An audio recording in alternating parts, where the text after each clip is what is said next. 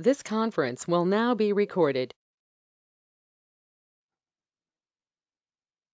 So the topic for today from your syllabus is the renal function test.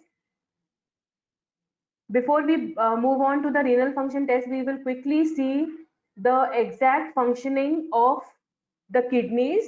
You all are aware that kidneys are the bean-shaped organs which are present in the abdominal side, and they are having the function of mainly cleansing your system, and they exist in a pair form. Okay, now these kidneys have specific functions that they have to carry out.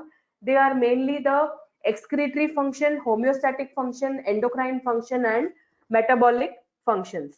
Okay, now by these functions we mean that in the excretory function, whatever waste products are formed in our body during the process of digestion or metabolism, everything will be excreted or thrown out of the body from these kidneys or with the help of these kidneys. And usually you will see that in the waste product comes in the form of urine, and this urine contains urea, creatinine, uric acid.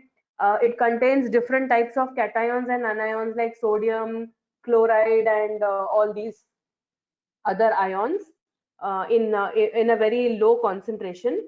Then we have what is called as the homeostatic function, where it helps in maintaining the homeostasis of the body, like the pH of the blood, the pH of the body is maintained.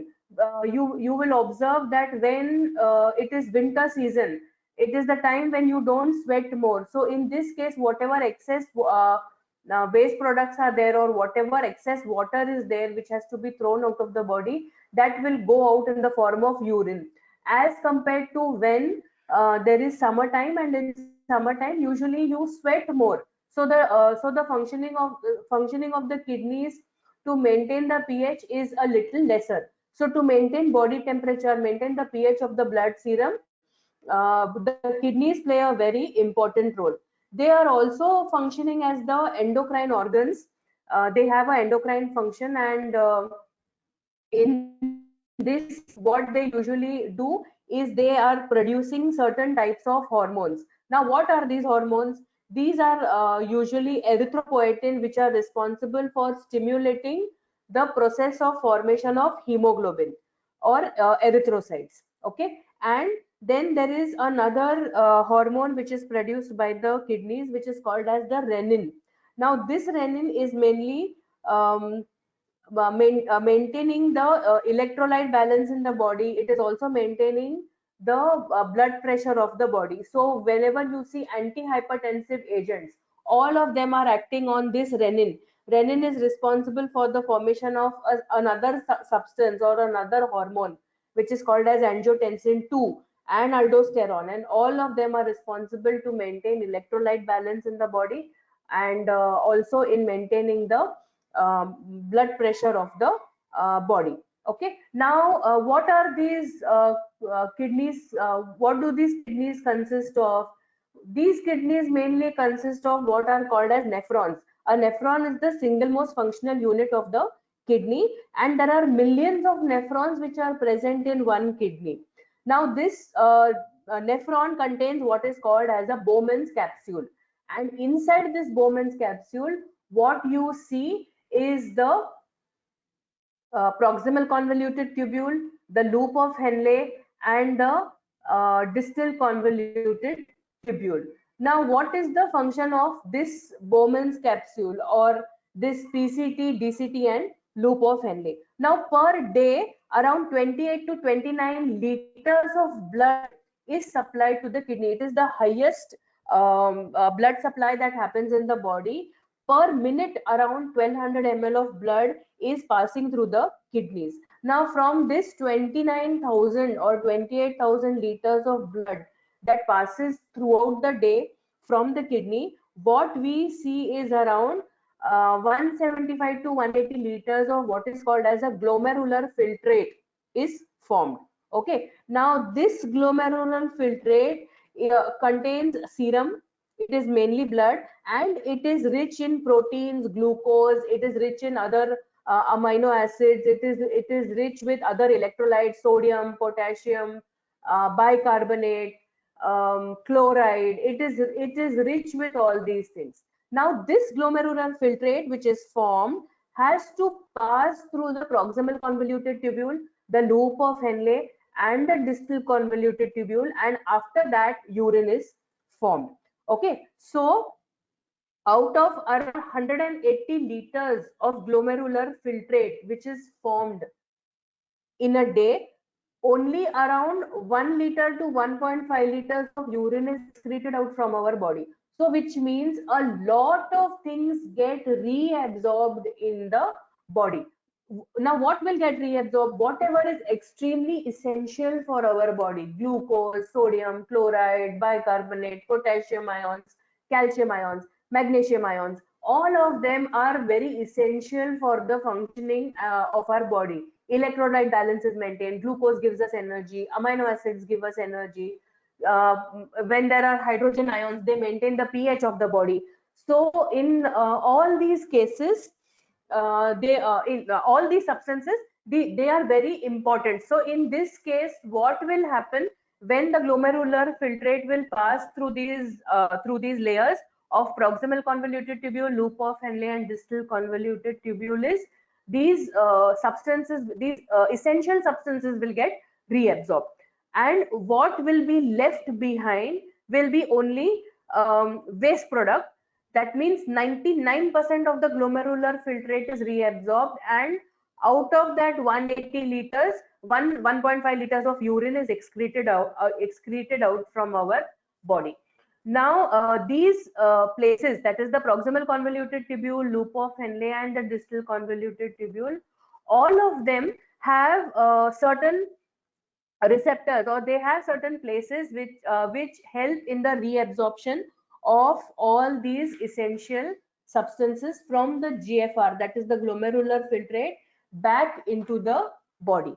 Okay, now the urine, if the urine analysis is done, okay, then this is what usually urine examination involves. It involves physical examination, it involves biochemical examination, and it involves microscopic examination. Okay, now the purpose of doing these renal function tests is to see whether the kidneys and the urinary tract are functioning properly. Are there any certain substances which are being excreted out of the kidneys, like for example glucose or amino acids? The excretion of glucose or amino acids in the urine is indicative of certain diseases. So to identify whether the kidneys are functioning properly, or there are other underlying causes in the body because of which the kidneys are not functioning properly, the renal function tests are done. Okay,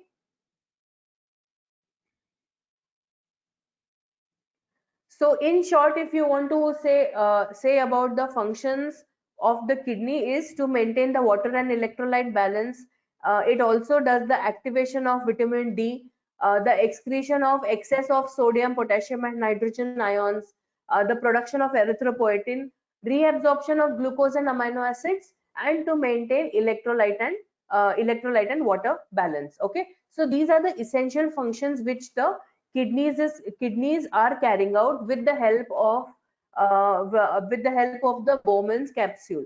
And when you do the kidney function test, you are evaluating the functioning of the glomerulus, you are evaluating the function of the Bowman's capsule, you are evaluating the function of the entire nephron itself. Okay, so what all can you evaluate when you are studying the renal function test? Okay, you can have a biochemical examination, you can have a microscopic or a physical examination.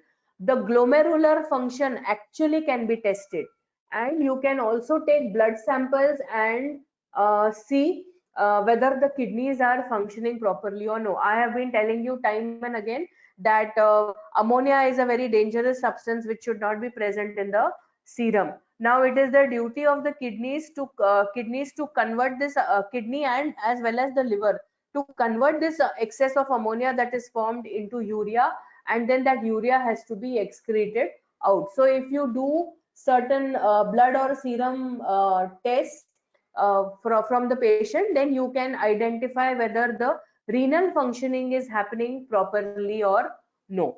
Okay, so like I said, you can begin with urine examination, where in urine examination, physical examination, biochemical examination, microscopic examination are the three parts. You can evaluate the glomerular function. You can evaluate whether the filtration in the glomerulus is happening properly or no. So for that you can do creatinine clearance and urea clearance test. Okay, then you can like I told you, you can evaluate the presence of urea in the blood.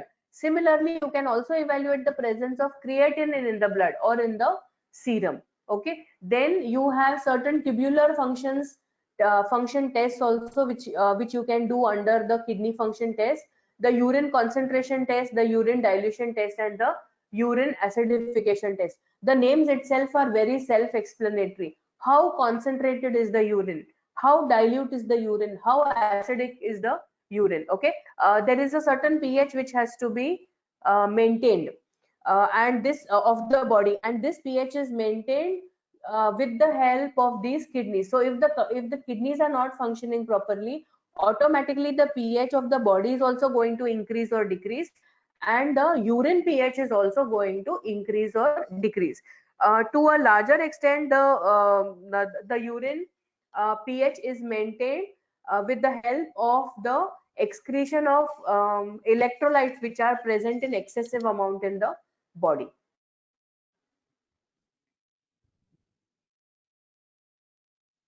Okay, so what all is involved in urine analysis?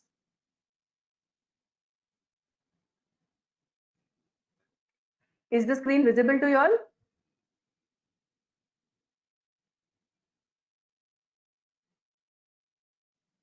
Yes. Okay. In urine analysis, what is involved is the volume. What do you mean by volume? By volume, you mean the quantity of urine that is being excreted out from the body. Now, in a normal individual, the amount of urine excreted out, the amount of urine excreted out, like I told you, is around 1 to 1.5 liters. Now, this urine output can increase or it can decrease. Now, one example I told you, if there is winter season, then automatically to some extent the urine output is going to increase, okay, because it is winter season, you're not going to sweat. So how will the body maintain its homeostatic level? It will maintain it by excreting out the waste products through the urine. Okay, so this is one condition. So this is something which is not in our control, it is beyond our control. But in certain diseases, in certain disorders, in certain malfunctioning of the body also, you will see that the urine output either increases or decreases. When the urine output increases to more than 2.5 liters or 3 liters per day, that is called as polyuria. Okay, and if the output of urine decreases to 300 to 500 ml per day, then it is called as oligouria. And the extreme condition is anuria, when the urine output is very low, which indicates that the kidneys are not at all functioning properly, and the urine output is less than 50 ml per day. So usually it is seen that in cases of diabetes, okay, diabetic patients usually have polyuria and polydipsia. These are the two symptoms of diabetes: excessive thirst and excessive excretion of the urine. So in diabetic patients, in uncontrolled diabetes, you will see that the urine output is very high, more than 2.5 to 3 liters per day. When there is kidney disorder, when there is kidney malfunctioning, when the Bowman's capsule is not functioning properly, in those cases you will see the condition of oligouria, and in a very chronic renal failure, you will see the case of anuria, where there is negligible amount of urine output. Sometimes the patient is not able to pass urine for 1 or 2 days or even more, and then that condition comes where the patient has to be put on dialysis. Okay, so this is the first physical characteristic that is evaluated, that is volume output of urine through urine analysis. Now the other physical characteristics which you can examine with the naked eyes is the color of the urine. In a normal person, the color of the urine, because of the presence of the urobilinogen pigment, is straw yellow in color. Okay. However, in different disease conditions, the urine color will change. Like, for example, there could be blood in the urine if there is infection present in the kidneys or in the urinary tract or in the urethra. Similarly, there could be turbidity, means the urine can appear milky when you see that there is infection again. There is a urinary tract infection, then the color will change. Okay, the color will also change and become very dark yellow in color because of jaundice, in which case the bilirubin is being excreted out through the excess bilirubin in the body is being excreted out. The color of the urine becomes very dark yellow in color. After you see the color part, the next what you can see is the appearance. Sorry, the next what you see is odor. Okay, aromatic odor, or what kind of odor it has. The odor can help you in identifying the presence of certain abnormal constituents of urine. Okay, like for example, when there is a smell of acetone in the urine, in that case you can say that there is diabetic acidosis. Okay, so color of the urine, the smell of the urine. The next we could study from the urine, the physical characteristic is pH. Okay, the pH has to be maintained between the range of 5.5 to 7.5. When the pH falls below 5, or when the pH becomes heavily alkaline, that is 8 and above, that condition in the body is called as metabolic acidosis or metabolic alkalosis. Okay, so with the help of pH also you will be able to identify whether the kidneys are functioning properly or no, or whether the body is suffering from metabolic acidosis or alkalosis. The next one is what is called as the specific gravity. You all must have done the experiment in your 12th standard where a specific gravity bottle is present and you weigh that bottle, you fill the bottle with water, and then you weigh it again, and then you calculate the specific gravity. Now the normal specific gravity of urine is 1.016 to 1.022. You know, specific gravity does not have any units. Now there is a particular instrument which is called as the urinometer, you can see on the screen, which is used to determine the specific gravity of the urine, and in different conditions the specific gravity can vary, which means when the specific gravity increases, then in this case it is a sign of diabetes mellitus, or there is nephrotic syndrome or nephrosis, or there is excess sweating. And in the case of diabetes insipidus, or when there is chronic nephritis, and if you are having excess of water intake, in those cases the specific gravity of the urine increases. So these are some of the physical characters of the urine which you can evaluate to tell whether the urine is normal or abnormal in condition. What are they? Volume, smell or odor, the color of the urine, the pH of the urine, and the specific gravity, which is measured using the urinometer. Okay, from here we move on to what involves different biochemical tests. We will be doing all these biochemical tests in the laboratory also. So there are certain normal constituents of the urine, and then there are certain abnormal constituents of the urine. The presence of abnormal constituents of the urine is indicative that there is a kidney disorder, pre-lying kidney disorder, which is present in the body. So what are the normal constituents of urine? urea, uric acid, creatine. These are urobilinogen. The reason why there is a straw color for the urine, urobilinogen, the pigment. These are all. Then there is sodium, there is potassium, there is calcium, there are bicarbonate ions. All of them are what are called as the normal constituents of urine. Okay, now the next stage or the next type is the abnormal constituents of urine. So glucose, proteins, amino acids, ketone bodies, blood, these are all what are called as the abnormal constituents of urine. Bile salts, bile pigments, all of them are indicative. The presence of these substances is indicative of a associated clinical condition in the body. Like for example, if glucose is present in the urine, then it is indicative of diabetes mellitus. Okay, then if ketone bodies are present, then it is diabetic ketoacidosis, which is a pre-lying condition that the patient could be suffering from. The next is a presence of proteins or amino acids. It is called as proteinemia, or it is called as proteinuria. And when there is inflammation of the nephron, or when there is what is called as the nephrotic syndrome,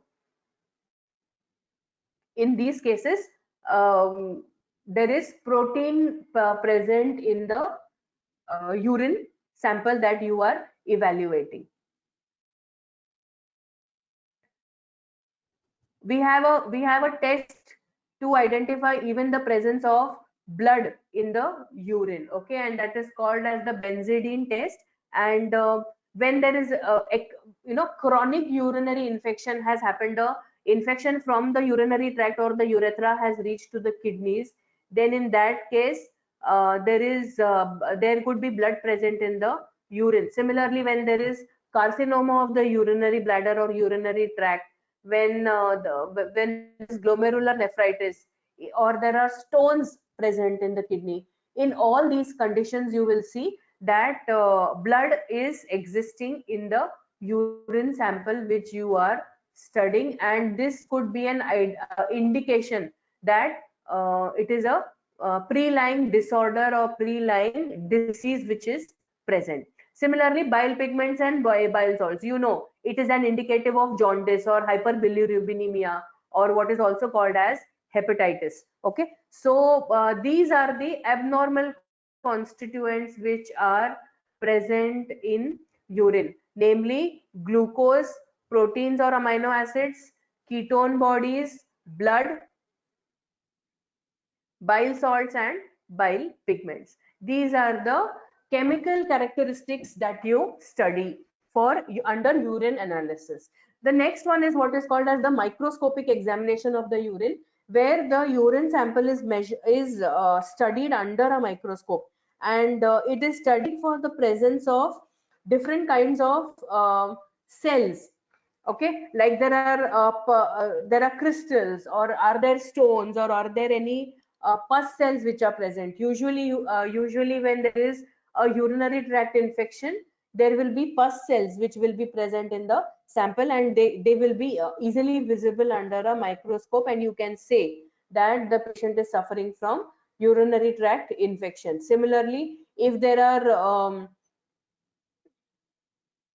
urinary calculi, that the tract has stones, then in that case also a few small crystal pieces could be seen in the urine sample, and then you could say that there could be kidney stones present in the patient, and further scan could be done of the kidneys to identify the aggravated condition of these urinary calculi or these kidney stones. Okay, so this is all about the physical examination of the urine, which is correlated to the functioning of the kidneys. Okay, that is physical examination, biochemical examination, and microscopic examination of the urine. The next, what we move on to what is called as the glomerular filtration test, or what are called as clearance test. So what do you mean by this? It means whether creatinine or urea is being completely cleared out of the body or no. So this is measured, and this is related to the functioning of the nephron, or whether the glomerular filtrate is cleared off with creatinine and urea. These substances should not get reabsorbed in the body. Urea should be excreted out of the body. Creatinine also should be excreted out of the body. So they should not be present in the glomerulus. Okay. So these are the two different tests which are done. One is the creatinine clearance test, and the other is the urea clearance test. Now, creatinine is an excretory product which is obtained from creatine phosphate, that is mainly in the muscles. So when amino acids are being metabolized, formation of creatine is one reaction which all happens, and then this creatine is converted to creatinine, and it is excreted out from the body. Okay, now the amount of creatinine that gets excreted out of the body is usually constant. It will only change if you have made any major dietary changes, like you have excess amount of protein in the diet. In that case, the protein metabolism will happen more and creatinine concentration will increase. Now, this creatinine is filtered by the glomeruli and to some extent by the tubules. And the glomerular filtrate which contains the creatinine should not be reabsorbed. It should be thrown out of the body.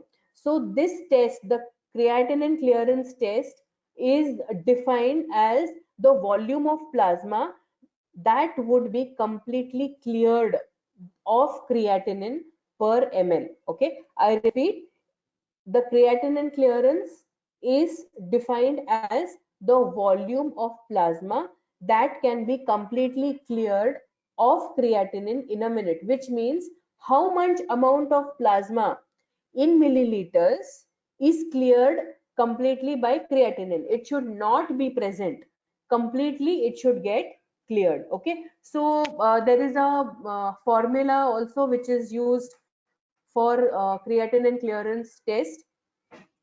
You can take down the formula also. The formula says capital C is equal to capital U into capital V divided by capital P. Okay, where C stands for creatinine clearance, U stands for the urine concentration of creatinine, V stands for volume output, and P stands for the plasma concentration of the creatinine.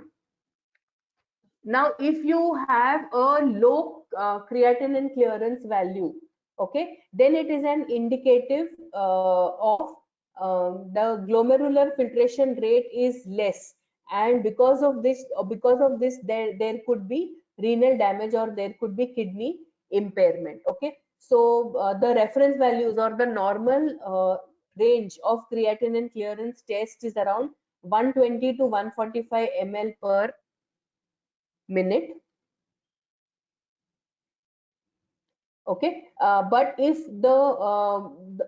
the value falls down, then it is especially if it is 75% below the normal value, then it is a indicative of decreased GFR, that means decreased glomerular functional rate. Okay, the formula used for studying the creatinine clearance is capital C is equal to capital U into capital V, the whole thing divided by capital P, where C stands for creatinine clearance, U stands for urine concentration of creatinine, V stands for volume output, and P stands for plasma concentration of creatinine. Okay, so this is the formula which is used for calculating the creatinine clearance. So by studying this creatinine clearance, you get a picture whether the glomerular filtrate which is formed is getting cleared of creatinine or no.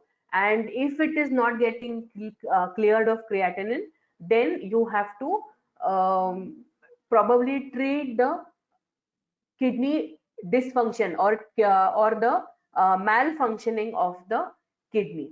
Okay, different types of substances are used to test the clearance, okay, of creatinine. For creatinine you can use inulin to study. So then inulin is given to the patient, and after certain time intervals the urine samples are collected, and it is seen whether the concentration of inulin in the urine is present, and if inulin is present in the urine, then how much concentration of inulin is present in the urine. Now why inulin is used is because it is an inert substance, means if it stays in the body for a longer period of time, it will not cause any physiological or pharmacological harm to the body. So to study the clearance of creatinine, a substance called as inulin is used. Similarly, you have the test for studying the clearance of urea. When you are studying urea you know is an end product of the protein metabolism. Okay, so at the end of the protein metabolism, ammonia is formed, and this ammonia is getting converted to urea, which has to be filtered out, which has to be thrown out. Now if the urea clearance is less, then also it is an indicative that the kidneys are not functioning properly. There is malfunctioning of the kidneys which is happening. For urea, the formula is capital C small m is equal to U into V into P. Okay, the formula is the same. Here only we are saying C small m. Okay, where CM, capital C small m, stands for maximum urea concentration.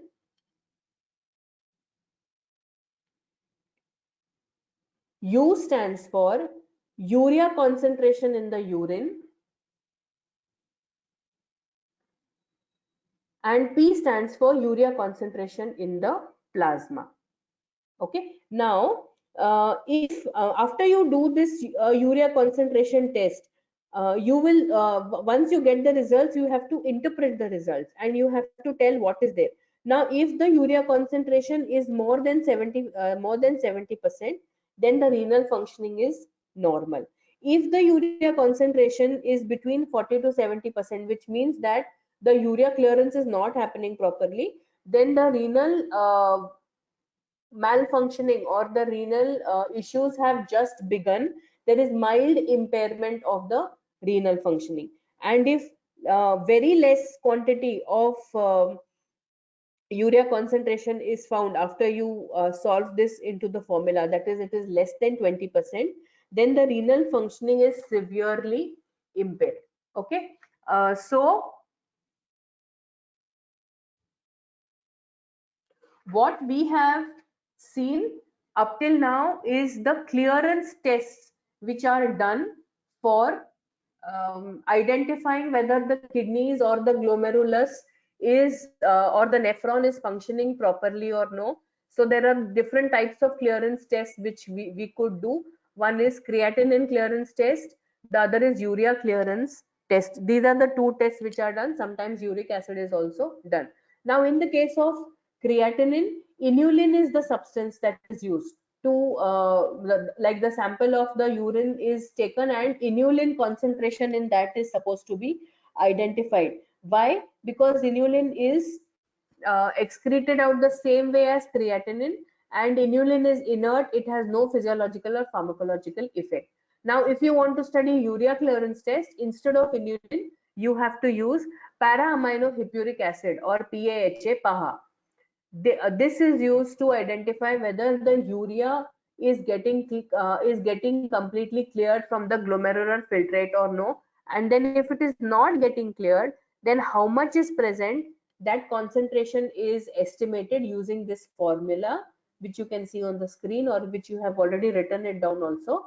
And with the help of that, in turn, what you can do is you can tell whether there is mild renal impairment, severe renal impairment, or there is no renal impairment at all. Now, if there is mild to severe or very severe renal impairment, then usually the treatment involves dialysis, so that with the help of the dialysis procedure, the creatinine, urea, uric acid, everything can get thrown out of the body.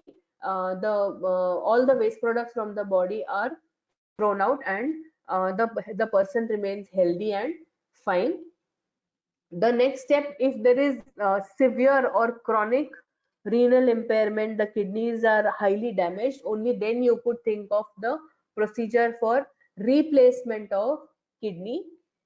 You must be aware that it is a very expensive and a very tedious procedure to even find a matching donor for kidney donation. Okay, so this is what is done with the urine samples. One is urine examination, other is what is the clearance test. The third type of test that we could do with the help of urine, we'll finish the urine part and then come to blood, is like what I told you, is the tubular function test. Okay, so the different types of tests that come under it are urine concentration test, urine dilution test, and urine acidification test. Now, in the case of urine concentration test, this test measures the specific gravity of the urine, and it tells whether the specific gravity is normal or no. And if the specific gravity is not normal, if it is high, then it is indicative that the urine is highly concentrated with normal or abnormal constituents, and then you have to move ahead and find out which constituent is present in more amount. The other is what is called as the urine dilution test, which is done to assess the ability of the kidneys to eliminate water. And the third type of test is the urine acidification test, which is done to check the ability of kidneys to produce acidic urine. Okay, the pH of urine is measured in this case, and the pH of the urine should be, like I told you, between 4.5 to 5. And if there is renal damage, if there is what is called as renal tubular acidosis, where the pH has fallen down, okay, it is below 4, then it is called as renal tubular acidosis.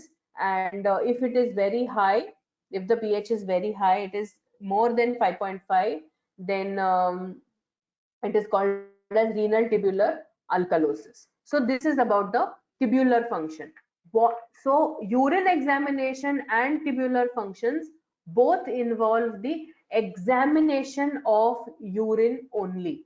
Okay, whether it is microscopic examination, whether it is biochemical reactions that are done, or the measurement of specific gravity is done, or the volume of the urine output is checked, all this involves only the study of urine to tell whether there is kidney damage or no. Now, what is remaining is to test the blood for the presence of certain abnormalities or abnormal constituents, like for example the presence of urea or the presence of creatinine in the blood. Now, urea, I repeat, is a major nitrogenous end product of amino acid metabolism, and it is produced mainly in the liver and to some extent in the kidneys, and it is supposed to be thrown out from the body. Now, what is done in this case is the serum sample or the blood sample is taken, plasma and serum is separated, and the serum sample is studied for the concentration of presence of urea in it. And if there are if the patient is suffering from renal diseases, there is vascular damage in the renal area, or there is tubular or glomerular damage, or there is infection in these parts of the kidney, then seen that there is urea which is present in the blood. That urea does not move out from the glomerular filtrate, it stays with the glomerular filtrate, and it is pre-existing in the blood sample itself, which is indicative of that there is damage to the kidney which is existing. Similarly, creatinine, which is formed from the creatinine muscles, that also has a normal range. Okay, serum creatinine normal range is 0.6 to 1.5 milligram per dl, and if the serum creatinine concentration is high, it is indicative of renal failure. So the serum creatinine concentration is estimated. There is a method which is called as JARPS method, which we will be doing also.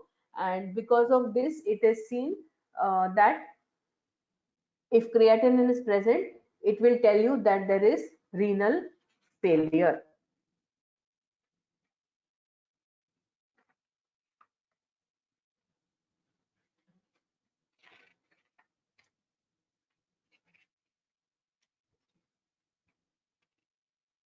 Okay, so with this, we finish a small unit, a small part of your syllabus, which is called as the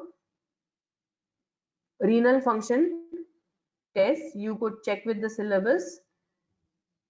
It mainly involves to see what are kidneys, the physiology of kidneys, the anatomy of kidneys, what are the different functions of kidneys, and what is the nephron, what is the glomerular filtrate, what is glomerular filtration rate, and how is the glomerular formed, and how it passes through the Bowman's capsule to in the end give the waste product urine, so that the excessive or unwanted things can be stored, can be excreted out, and what is required by the body is reabsorbed. And then we saw the different renal function tests that are done, biochemical test, physical test, excretion test. There is analysis of the blood or the serum. There is tubular function test. We saw all these tests, the importance and the indicative features of all these examination or test. Like for example, under physical, you have the volume of the urine, you have the specific gravity and odor of the urine. Then in biochemical examination, there are a lot of tests that are involved to identify the presence of abnormal urine constituents, which we will be doing in our practicals. Then microscopic examination, I told you, presence of any microscopic cells, pus cells, cast cells in the urine sample is indicative of parasitic infection or micro urinary tract infection. And the last what we saw is the kidneys are studied for their clearance rate. They are studied for the urea clearance and creatinine clearance, in which the serum samples are studied. And with the help of this, we are estimating, or we are analyzing whether the kidneys are functioning properly or no, and what could happen if the urea or creatinine levels in the blood increase. Okay, so with this we finish what is called as the renal function test, which is a small topic that is present in your syllabus.